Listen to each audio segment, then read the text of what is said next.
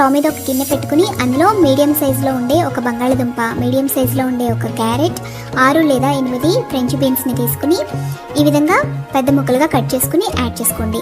తర్వాత ఇందులోకి 1.5 కప్పు దాకా వాటర్ని పోసి 1 టీ స్పూన్ దాకా సాల్ట్ని యాడ్ చేసుకోండి. తర్వాత మూత పెట్టి మీడియం ఫ్లేమ్లో ఈ వెజిటబుల్స్ మెత్తగా కుక్ అయ్యేంత వరకు కుక్ చేసుకోవాలి.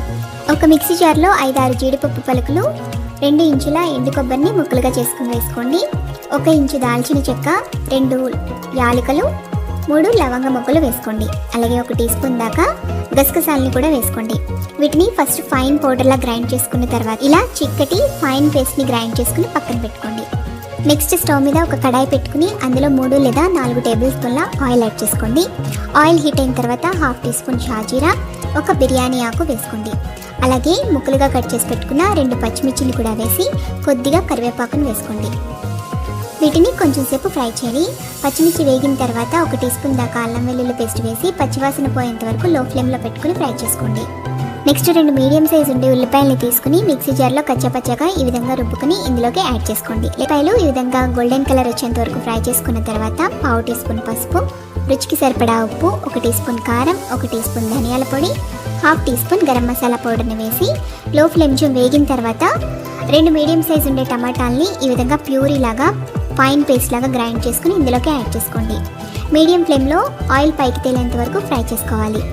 ఇలా వేగిన తర్వాత మనం ఆల్రెడీ బాయిల్ చేసుకుని పక్కన పెట్టుకున్న ఈ వెజిటబుల్స్ అన్నిటినీ వాటర్తో సహా ఇందులోకి యాడ్ చేసేసుకోవాలి. వెజిటబుల్స్లో ఆల్రెడీ సాల్ట్ వేసి ఉడికించాం కదా, సో మీడియం ఫ్లేమ్లో పెట్టుకుని ఈ మసాలాని ఒక 2 నిమిషాల పాటు బాగా ఫ్రై చేసుకోండి.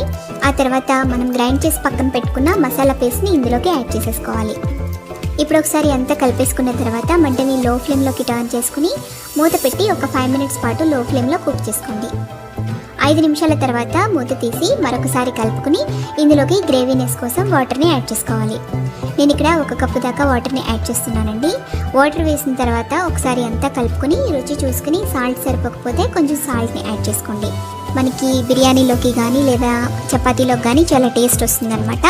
సో ఇలా వేసేసిన తర్వాత మూత పెట్టి ఒక 5 నిమిషాల పాటు లో ఫ్లేమ్లో కుక్ చేస్తే ఆయిల్ లైట్గా పైకి తేలుతుందండి.